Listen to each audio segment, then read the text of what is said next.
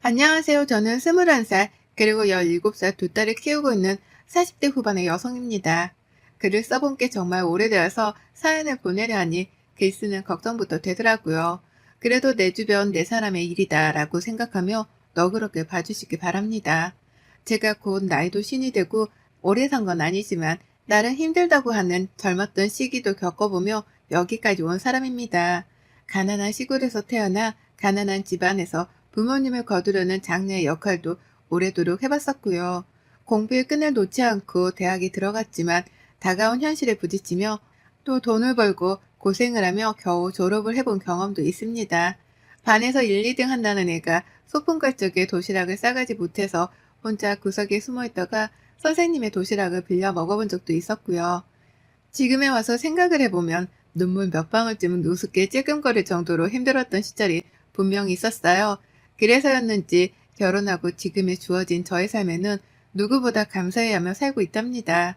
이전만큼 배고픔을 느낄 여유도 없고 또 이전만큼 누군가의 눈치를 보며 숨거나 피해야 하는 처지도 아니니까요. 저희 남편은 전문직에 종사하는 사람입니다. 병원이나 법조 계열은 아니지만 자격증 하나 가지고 사무실 차려서 돈벌이를 제법 잘하고 있는 사업자예요.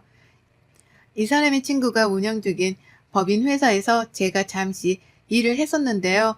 거기서 오고 가며 만난 남편이랑 눈이 맞아서는 어찌해서 결혼까지 하게 되었습니다. 저에게는 참 대단한 왕자를 만난 꼴이었지만 남편에게는 많이 기울어지는 여자를 만난 꼴이었죠. 그게 정말 찐 사랑이고 했을지라도 주변 사람들 눈에는 많이 답답하고 싫었을 겁니다. 저희 시댁도 마찬가지였고요. 시부모님은 저를 무척 반대하셨어요. 학력도 좋고 직장도 제 능력으로 들어가 일을 하고 있었던 거지만 딱 하나 아무것도 보잘것없는 저희 집안 자체에 대해서 많이 싫어를 하셨답니다. 그렇다 보니 저는 결혼을 하며 시댁 눈치를 많이 봐야 했답니다. 남편만 보고 있으면 나를 많이 아껴주고 또 돈 눈치, 사람 눈치 보지 않도록 많이 도와줬지만 시댁 앞에만 서면 저는 한없이 작아졌어요. 분명 나는 더 이상 돈 걱정도 하질 않는데 시댁이라는 단어만 떠올리면 뭔가에 많이 속죄해야 하는 것만큼 답답하고 눈치를 보게 되었답니다.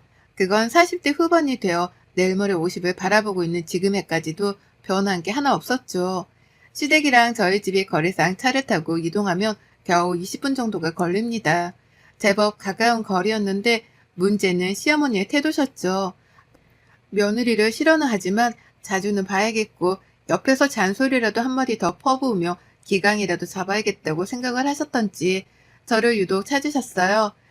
저희 남편이로 아주버님이랑 형님도 계시거든요. 그런데 형님네한테는 전화 한번 찔끔 하지 않으면서 저한테만큼은 참 자주 매달리다시피 하며 연락을 해오셨답니다. 집으로 오라고 말이죠. 저희 아주버님은 남편이랑 비슷한 계열에서 일을 하다가 지금은 완전히 사업만 하고 계시고요. 형님은 그 일을 거들고 계세요. 결혼하며 들었던 건데 형님네는 저희 집과는 비교도 안 될 만큼 덕망 높고 돈도 많은 부유하고 좋은 환경의 집안이었습니다. 듣기만 해도 시부모님께서 정말 좋아라 하겠구나 라는 걸 지레짐작할 수 있었을 정도였습니다. 그리고 그 예감은 적중했어요. 결혼을 하고 나서 보니 시부모님, 특히 시어머니가 형님 눈치를 그렇게 보더라고요. 제가 시어머니 눈치를 보는 것 마냥 시어머니도 형님 눈치를 보는 겁니다. 그냥 명절에 며느리한테 전화를 한 번 하는 것마저도 해도 될까 하는 고민을 몇 번이나 하고요. 형님께 전화를 거는 정도였습니다. 저한테는 그냥 생각나는 대로 밤이든 새벽이든 전화를 해대는 분이 말입니다. 다 같이 모이더라도 당연하다는 듯이 저에게는 심부름을 시키면서 형님께는 단 한 번도 뭘 부탁하신 적이 없었어요. 물 한 잔조차 형님 앞에서는 직접 일어나 떠마시거나 굳이 멀리 있는 저를 불러내 떠오라고 시키시곤 하셨죠. 그렇다 보니 어느새 저희 관계는 참 우스워졌습니다. 갑 중에 갑이 형님이셨고요. 그 아래에 시어머니, 그리고 그 가장 밑바닥에 제가 있었죠. 형님도 저를 부려먹는 시어머니의 태도가 익숙하셨던지 어느새부턴가 저에게까지 심부름을 시켜대며 시모 노릇을 하려고 들었어요. 어느새부턴가 수저 하나 놓는 것도 저한테 하라고 시켜대더라고요. 시어머니는 그걸 보며 또 가만히 계시다 잔소리로 더 거들었습니다. 제가 그 사이에 딸들도 둘을 낳았는데 아이들이 어릴 땐 몰랐습니다. 그런데 아이들이 커서 말귀를 알아듣기 시작하고 나니 서서히 걱정되더라고요. 내 아이들이 할머니 집에 왔을 때 이런 꼴을 보고서 나를 어떻게 생각할까라는 걸 말이죠. 그리고 아니나 다를까 이런 걱정들은 모두 현실이 되어서 이제는 아이들이 할머니 집에 가는 걸 죽기보다 싫어한답니다. 가면 엄마 혼자 종년마냥 일을 하고 또 나이대가 비슷한 형님의 시중까지 받들며 힘들어하는 꼴을 봐야만 했으니까요. 남편 하나만 보고 살면 정말 저는 복받은 사람이었어요. 전보다 훨 좋은 환경에서 잘 살고 있는 게 분명한데 시댁하고 얽히기만 하면 저는 언제나 현실 파악을 하곤 했죠. 난 그냥 태생이 못나게 태어난 사람이라서 눈치 보는 팔자를 절대로 고치지 못하는가 보구나 라는 걸 말입니다. 그런 저를 보고서 안쓰럽지도 않은지 시어머니랑 형님은 갈수록 저를 대하는 태도가 기고만장해졌어요. 특히 형님은 저랑 동갑내기 딸자식을 키우면서도 단 한 번은 서로 공감하거나 위로해 주지도 않고 또 덕담이나 대화 자체를 진득히 주고받아 보려 하지도 않으시더라고요. 오히려 뜬금없게도 제가 좋은 대학을 나왔다는 것을 문제 삼으며 몇 번이고 제 자존심에 스크래치를 내셨답니다. 그 좋은 대학을 나와서도 결국 결혼해서 집에 붙어있지 않냐며 시어머니랑 이 말을 농담이라 뱉어내며 깔깔거리고 웃으신 적도 있었고요. 저희 아이가 학교에서 내내 전교 1, 2등을 놓치지 않으며 좋은 성적을 받아올 때에도 저희 남편이 자랑하는 말에는 침묵을 하고 계시다가도 제가 기분 좋다며 따라 웃으면 그래도 동서머리가 영 돌대가리는 아니었나 보네. 라는 막말을 퍼부으며 가소롭단 듯 웃어보기도 했어요. 남편이 놀라 돌대가리가 뭐냐고 되물으면 형님은 우리 도련님 또 사랑꾼 되셨네. 농담이에요, 농담. 라면서 웃으며 또 서둘러 자리를 떠버리셨죠. 저한테 똥을 투척하시고는 그냥 그 길로 사과 하나 제대로 안 하고 도망을 가버리신 겁니다. 이런 식으로 비아냥대며 기분을 망치고 자리를 혼자 떠버린 경우가 더러 있었어요. 늘 얼굴이 울그락불그락 시댁만 가면 저의 자존심은 여기저기 난도질을 당해 너덜너덜해지곤 했답니다. 그걸 위로하는 건 저희 남편이랑 애들이었지만 사실 좀 속상하기도 했어요. 남편은 왜 시댁에서 한마디도 제대로 못하는가 싶어 답답하기도 했거든요. 시댁에서 받을 재산이라도 생각을 해서 가만히 얌전을 떠는 건가 싶기도 했고 나를 정말 소중한 사람으로 생각해 주질 않는가 보구나 싶기도 해서 저 혼자 실망을 했습니다. 누구도 알지 못하게 혼자 쏘가리를 하며 사는 일이 많아졌고 그렇다 보니 더 이상 돈 걱정을 하지 않지만 마음고생은 한결같이 해오고 살았어요. 그러다 저희 큰아이가 작년에 수능을 칠 나이가 되었고요. 저희 아이는 재수를 하게 되었습니다. 워낙 공부를 잘하던 아이였는데 수능을 망친 바람에 더 좋은 대학으로 진학을 하기 위해 스스로 내린 결정이었어요. 저희 부부는 무조건 아이를 응원하기로 했고 그래서 지금 열심히 뒷바라지를 하는 중이었고요. 하지만 이것마저도 시댁에서는 특히 형님은 눈엣 가시로 취급을 하셨어요. 그냥 뭐가 다 마음에 들지 않으셨던 거죠. 형님의 아이도 저희 아이랑 동갑이고 같이 수능을 쳤는데 이번에 대학을 갔거든요. 서울 안에 있는 하위권 대학에 말이죠. 형님이 저를 싫어하는 걸 아니까 형님 아이가 수능을 칠 때에도 그리고 대학에 붙었다는 소식을 들었을 때에도 저는 무조건 격려하고 칭찬하고 또 안부를 여쭙는 전화만 날렸습니다. 물론 형님은 저희 아이한테 그 어떠한 응원의 말씀도 해주려 하신 적이 없었으나 전 그냥 자식이 수험생이니 형님도 얼마나 떨리실까 싶은 마음에 아이한테 응원을 전해달라며 격려의 전화는 남겼죠. 초콜릿이나 수능여 선물도 직접 사다가 보내줬고요. 그렇게 친 수능이었고 형님 딸아이는 대학에 합격을 했는데요. 형님의 태도가 이상하더라고요. 저희 아이가 재수를 하는 것이 꼭 저를 닮아 모지리같이 구는 행동이라며 이해할 수 없단 반응을 보이신 겁니다. 자식의 부모인 저희 부부가 괜찮다며 가만히 있는 와중에 뜬금없이 형님이 말이죠. 더 좋은 대학을 가려는 것 자체가 욕심이고 또 재수를 하게 한 제가 생각이 짧았다며 그 말을 시댁에서 시어머니를 앞에 두고서는 한참이나 중얼중얼 거리시더라고요. 공부를 잘하는 줄 알았는데 알고 보니 좋은 대학에 한 방에 붙을 만한 성적은 아니었다면서 그간에 그렇게 공부를 잘한다는 말만 늘어놓더니만 재수가 뭐야 재수야. 어머님 저 진짜 깜짝 놀랐잖아요. 라고 말씀을 하셨죠. 가뜩이나 우리 아이가 힘들까 싶어 걱정도 되고 미안함이 큰데 저를 앞에 세워두고 이런 소리를 주고받다니 전 정말 충격이었습니다. 그런데도 형님은 충격받은 제 얼굴이 안중에도 없었는지 막말을 계속해서 뱉었죠. 다음에 만나도 또 그 다음에 봐도 늘 재수하는 아이는 잘 있냐는 말과 함께 자신은 절대로 자식에게 재수를 안 시킬 거라는 비교하는 말을 내려놓으셨답니다. 우리 아이가 정말로 좋은 대학에 합격을 할까 싶어 불안하기라도 하셨던지 좋은 대학에 간다고 쳐도 재수를 한다고 낭비한 그 1년을 누가 보상해 주는데 난 진짜 도서가 이해 안 가. 라는 말로 나중을 대비한 쐐기를 박아놓기도 하셨고요. 저희 아이가 계속해서 모의고사에서 좋은 성적을 거두고 있었거든요. 남편이 철부지마냥 시어머니 앞에서 아이 칭찬 좀 해달라며 말을 꺼냈더니만 그걸 가지고서 형님이 또 시비를 거신 것이었어요. 하여간 부딪혀봤자 좋은 소리를 듣지 못했고 그래서 우리 사이의 거리는 절대로 좁혀지지 않았답니다. 저도 힘들게 공부하는 우리 아이 흉까지 보기 시작한 형님을 슬슬 용서하지 못하기 시작했고요. 그러다 이번 추석 저에게는 악몽과도 같은 시간이었습니다. 저희 집안에서 추석에 시댁부터 가는 건 당연했는지라 당연스레 시댁부터 찾았어요.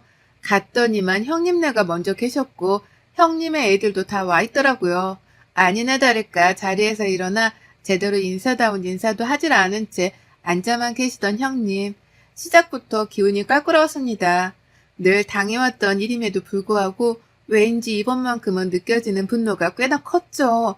속으로 한숨을 팍 쉬면서 집안 눈치를 또 살피는데 어머님이 바로 부엌으로다가 저를 부르시더라고요. 가보니 명절 제사를 지낸다며 시어머니가 준비해 놓은 식재료가 한가득이었고요.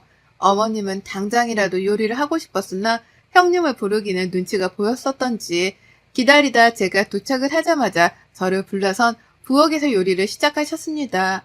그렇게 저는 시댁에 도착을 하자마자 일을 했고 명절 요리를 다 끝내고 난 후 잠깐 쉬는 타이밍에 소파 끄트머리에 앉아있던 남편 옆에 앉았어요. 거실 한복판에 앉자니 형님이 자리를 차지하고 계셔서 살짝 불편했거든요. 그런데 형님이 고개를 돌려가면서 저를 찾더니만 거실 한복판에 앉으라며 저를 부르는 게 아니겠어요? 참고로 형님 나이는 50입니다. 나이가 반 100살인 어른이라고요. 진드역히 나이를 먹을 만큼 먹은 양반이 저를 거실 한복판에 앉으라며 불러 세워서는 TV까지 딱 꺼버리는 게 아니겠어요? 온 가족들이 다 보고 있던 TV를 꺼버렸으니 그 모든 시선들은 당연히 저랑 형님 두 사람에게로 향했답니다.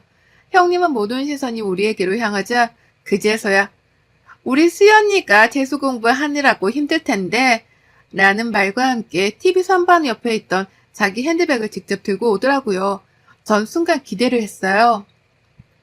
설마 재수하는 우리 아이한테 줄 선물이라도 준비를 해오신 건가 싶었거든요. 안 그럼 뜬금없이 TV를 보다 말고 그걸 꺼버리고서는 우리 아이 이름을 언급하며 가방을 들고 온 이유가 없었습니다. 그러니 전 남들이 그렇듯이 당연하게 선물을 기대했어요. 그럴 사람이 아니라는 걸 잘 알았지만 그 순간만큼은 분위기가 딱 그랬습니다.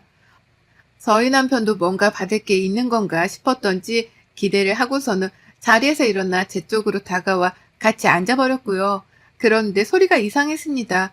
이상 야릇했어요. 선물이라는데 재수를 하는 아이한테 줄 선물인 줄 알았는데 소리가 굉장히 부스럭거리면서 요란스럽더라고요. 그냥 요란스러운 게 아니라 무슨 플라스틱 과자 봉다리를 마지작거리는 와중에 뭔가가 부스러지는 듯한 소리까지 나는 듯이 부산스러웠습니다. 순간 신경이 곤두서다 못해 이게 뭔가 싶은데 형님의 가방 안에서 나온 그 무언가의 정체를 보자마자 전 소스라치게 놀라며 외마디를 뱉어내고 말았습니다. 아, 라는 탄식 말입니다. 그건 바로 미역이었어요. 네, 애 낳고 먹는다는 그 미역 말입니다. 시험을 앞둔 수험생에게는 미끄러진다는 속성 때문에 선물 중에서는 최악으로 꼽힌다는 그 미역 말이죠. 어린애가 미역국을 뜬금없이 먹을 것도 아니었고 그렇다고 미역을 특히나 좋아하는 애도 아니었는데요.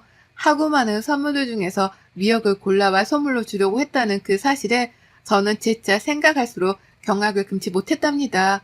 웬일로 형님이 저를 먼저 불러서는 딸아이까지 언급을 하며 가방을 찾아오길래 대단한 선물 혹은 현금이라도 줄 알았다며 제 옆으로 쫄래쫄래 다가왔던 남편. 하지만 형님 가방 안에서 미역이 나오는 걸 본 순간 제가 내뱉은 탄식에 이어 남편도 바로 참!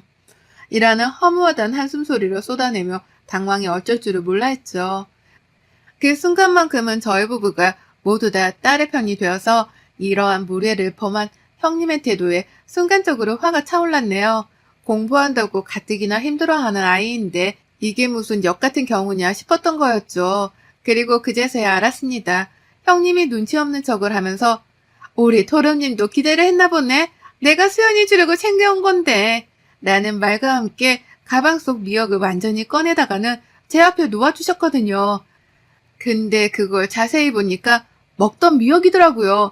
색을 사왔어도 잘했다고 칭찬을 해줄까 말까 하는 와중이었는데 자신이 집에서 먹다 남았던 미역을 그 인공 포장지 안에 그대로 담아서는 가방 안에 꾸겨 넣어서 들고 온 겁니다. 뒤에서 시어머니란 사람은 그걸 보고 피식거리며 웃기까지 하고 있었고요. 순간 이 사람들이 괴물들인 줄 알았어요. 본인도 얼마 전 수험생의 엄마여서 미역이 선물로는 최악이라는 걸 잘 알고 있었을 텐데도 일부러 저에게 엿을 먹이겠다고 굳이 재수하는 딸까지 건드려 열불이 나게 한 것이었죠. 그러니 남편도 이것만큼은 더 이상 참기 힘들다 싶었던지 이걸 공부하는 애들 중에서 누가 먹는데요? 참 형수님도. 라면서 형님을 향해 분노의 레이저를 쏘아대기 시작했습니다. 그리고 저는 이때다 싶어 남편의 행동에 불을 끼얹었죠. 그간에 저 무시하고 까내리고 했던 것들 다 괜찮아요. 뭐 원래 인성이 그 정도밖에 안 되시는 분이시구나 싶어서 제가 그간 참고는 살았습니다. 근데 이건 아니죠. 지금도 독서실 가서 힘들게 공부하고 있는 애가 무슨 잘못이 있다고 이런 추태를 벌이세요? 라고 형님께 쏘아 물었어요. 웃음기 하나 없이 살기 가득한 표정으로 말이죠. 남편도 제가 한 말에 가슴이 아프고 감동이었던지 딸을 지켜보겠다며 자리에서 벌떡 일어나 당장 그 미역을 쓰레기통에 가져다 버렸고요. 그러자 형님은 아주 당황을 하며 말씀하셨어요. 내가 뭘 잘못했다고 부부가 같이 나서서 이래? 내가 기껏 생각해서 챙겨왔구만. 부부가 참 너무하네. 라면서 혼자 착한 척, 신경 써준 척은 다 하면서 오히려 저희를 비난하시더라고요. 오버하는 중이라는 말까지 하셨답니다. 그러니 저는 내가 오버를 하는 건가 싶다가도 도저히 용납이 되질 않는 형님의 말씀에 결국 화를 터뜨리고야 말았어요. 거참, 나이값 좀 하고 사세요. 반백살 먹은 양반이 유치하게 뭐하는 짓이야 이게? 정말 수준 낮아서 더는 같이 상종을 못 해주겠네.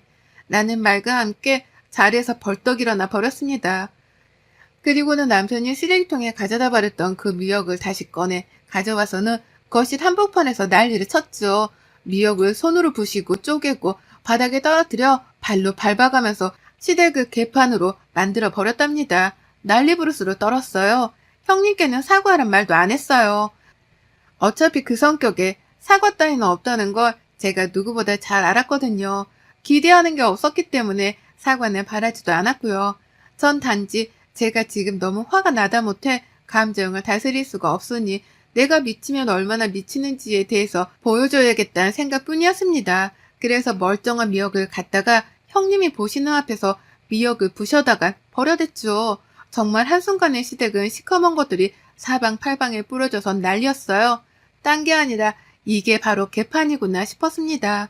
남편은 흥분한 저를 말려야겠다 싶으면서도 속이 시원하긴 했던지 슬그머니 바닥에 떨어진 미역을 발로 차버리더라고요.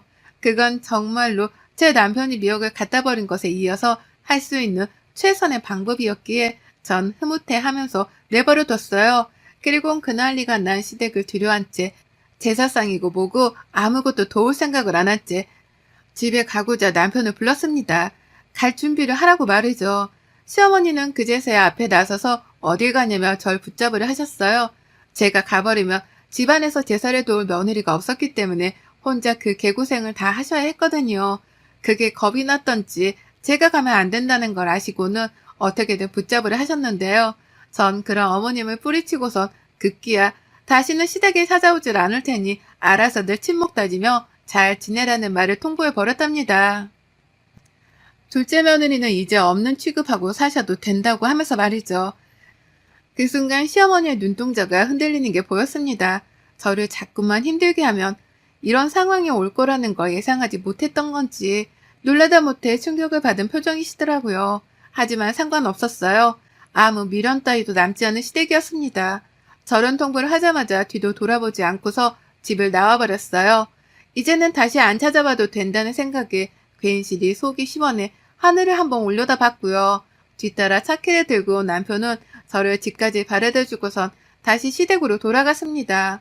제사를 지내긴 지내야 하는데 와이프한테 같이 있어달란 말은 차마 못하겠었다고 하더라고요. 그래서 집으로 바래다 주기로 했다고 말이죠. 또 그와 동시에 남편은 말했습니다. 잘했어. 오늘 정말 잘했어. 그 난리를 피웠으니 다신 형수님도 말을 함부로 못하실 거야. 당신은 그냥 오늘 당신이 한 말만 잘 지켜. 절연하고 다시는 우리 집이랑 얽히지 마. 라고요. 제가 절연하겠다고 한 것에 동의를 해준 거예요. 그러니 명절이어도 자기 혼자 시댁에 갈 거니까 저는 절대로 다신 참석하지 않아도 된다는 말도 해준 것이었습니다. 천군만마를 얻은 기분이었어요. 기분이 째져라 좋았답니다. 그 말을 듣자마자 핸드폰도 바꾸기로 결심했고 다신 죽을 때까지 시댁의 시작 것들은 그 누구하고도 얼굴 보고 살지 않기로 하늘에 맹세했답니다. 그리고 저는 결혼하고 처음으로 명절에 2다리 뻗고 누워보고 배달 음식이란 걸 시켜 먹으며 그 어느 때보다 행복하고 여유로운 명절을 보냈답니다. 내 딸들이랑 둘도 없이 좋은 시간을 보내서 후회도 없고 미련도 없네요. 그리고 전 앞으로도 다가올 모든 명절들을 이렇게 휴가로 여기며 살 겁니다. 형님의 재수 옴붙은 행동 덕분에 결국 절연 선언을 하고 자유를 찾았네요. 여러분의 생각은 댓글로 남겨주세요. 오늘도 시청해주셔서 정말 감사합니다.